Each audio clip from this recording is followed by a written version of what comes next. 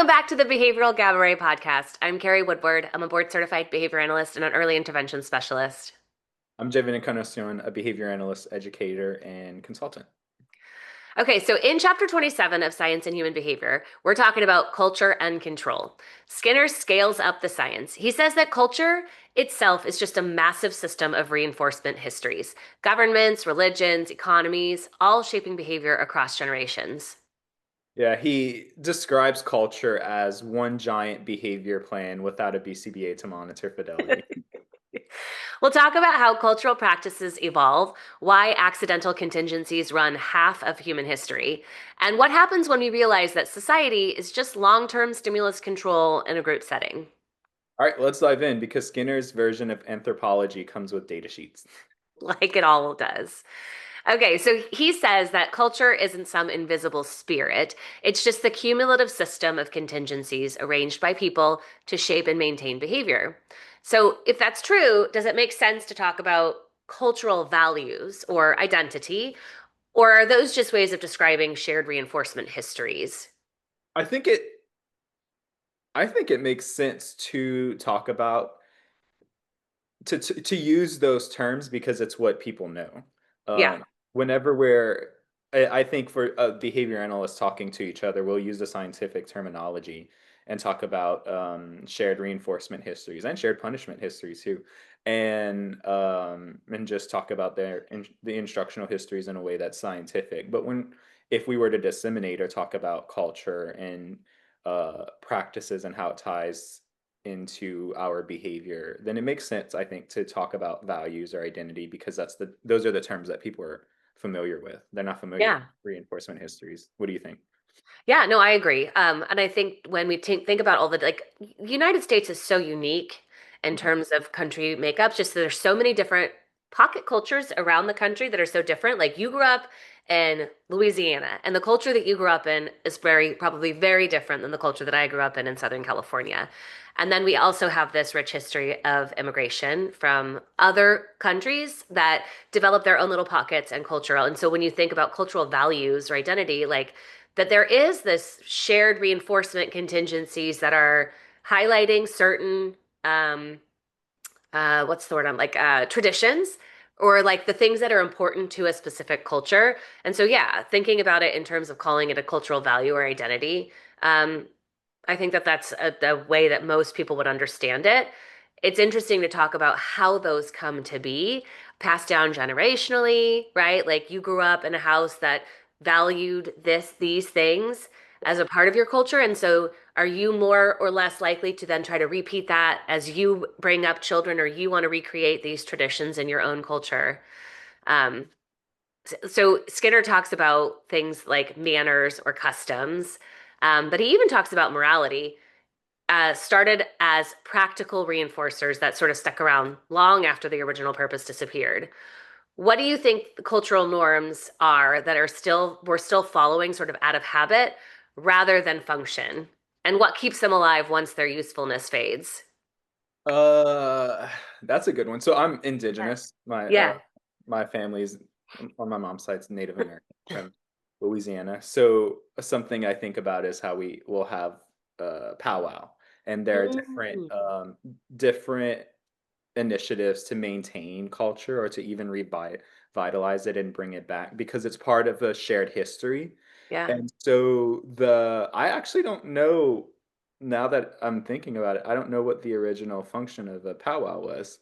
But I do know that we still have them there, and there's usually around this time of year, I think.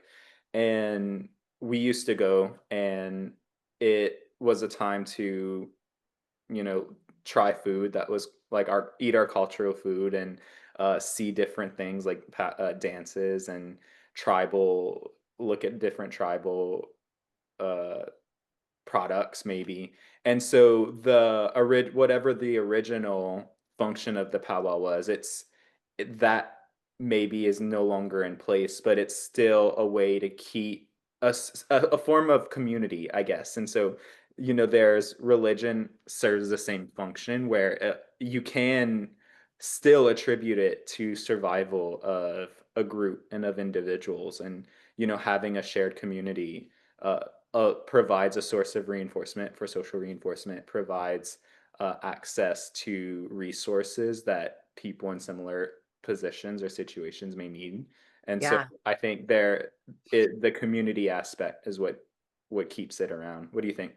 Yeah, well, I was just thinking as you were talking, like you grew up in a place that has such rich cultural history, where I feel like California is sort of like people just migrated their way across the country and landed in California, and so there's not as much. But even like Mardi Gras has Yeah. this very rich history for your that specific. Is it statewide? Is it all of Louisiana, or is it just New Uh, Orleans? no, it's all of Louisiana. But even then, there's different cultural things like certain parts of Louisiana, depending on where you're from. I'm from southern Louisiana, like almost as far south as you can go, and there are certain regions of Louisiana where we say, "Oh, that's not Louisiana, that's Arkansas." Right? So, like Shreveport and anything maybe above Alexandria or Alexandria and above.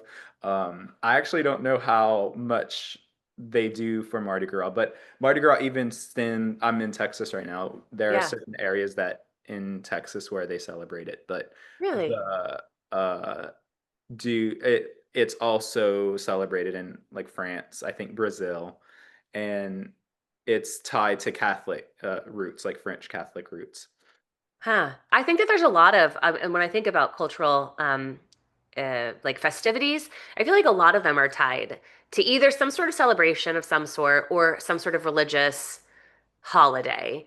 And in terms of like keeping them alive once their function no longer exists, I still think there's value there. I'm like such a traditionalist. I love getting to recreate things that were special and meaningful for me as a child and getting to like do those things for my kids. And it's not even anything like truly cultural. It's like my family traditions. So I think there's a beauty in continuing to stay connected to our history and our past and revisiting those experiences, even when the function no longer serves, just to like be able to like keep that history alive. Yeah. And so Skinner suggests that conformity itself becomes reinforcing, that we punish deviation even when it's harmless. And you'll see certain cultures have that more than others. How do you see that playing out today, for example, in social media or politics or even academia? And what does that say about our ability to design a culture that truly values innovation? That's a good one. I'm going to give an example that's not even one of the three that you listed. So I grew up in like Los Angeles area, and I moved to Boston right after college. And I lived in Boston the year that the Red Sox won the World Series for the first time in like 86 years. They broke the curse. Okay. And the Patriots won the Super Bowl that year. And I want to say even that like the Bruins won the Stanley Cup hockey. And I didn't really have a tie to sports teams. Like I had grown up going to Dodgers and Angels games, but like I wouldn't consider myself a sports fan. But like you couldn't help being caught up Yeah. in the like you would go to a bar and watch the baseball game and it's like you all of a sudden become a community. And so I feel like he says like what does that say about innovation? I think that there's just something about being a part of something bigger than yourself as an individual that is reinforcing. And it probably has this evolutionary history that like being a part of a group was better for survival than it was to be on your own. But I think that like if you walked into a Red Sox, if you walked into a bar while the Red Sox were playing and you had a Yankee hat on, like forget it. You were like ostracized, kicked out of the Mhm. bar. There was no acceptance at all. Um, so yeah, I do see that conformity sort of coming out, but I don't necessarily like when you say conformity, that sounds negative. That sounds like you're just conforming to be a part. I think that there is like, I mean, I guess it's Belonging. It's yeah, a there's sense of belonging. belonging. There's like being a part of a group Yeah. that you have shared outcomes, shared goals and objectives. Um, so yeah, I don't know. Where do you see that? Where have you been a part of that in your life? I think definitely church. The growing up Oh, in the church, there was a yeah. sense of conformity and belonging too. So Yeah. I don't ever look back on it in regret because I think everything that happened uh from birth until now has made me who I am, and so there's gratitude for that. I will say though that I find academia, like in the culture of academia, does can stifle innovation. And so there are, like in a scientific field, especially, there are so many stories about different scientists who discovered something and Oh yeah. they they were ruined because of it, and then it turned out to be true, actually, that this what they had discovered was in fact something that science would embrace years later. And so that can stifle innovation when you want to when the goal is to conform uh, because maybe the what you've discovered doesn't align with what's considered true. Yeah, it challenges the status quo. It Yeah. challenges current belief systems. Hmm. And that's uncomfortable for most people. Yeah, so I think that's a way that deviation can be punished. And there are reasons for it too. So whenever something is disseminated incorrectly, or whenever there's this new scientific discovery that turns out to be pseudoscience, like vaccines and autism, for example, then that harms the field and that harms all science fields. So there is Yeah, this intense desire to protect the profession and to protect the process, but we can sometimes get in our own way too. that's true. I mean, it does speak to the importance of replication. Yeah, One does not alone change a field, but through replication, we can make an argument for a new discovery. yeah, yeah. Very cool. Well, that brings us to the end of culture. It's the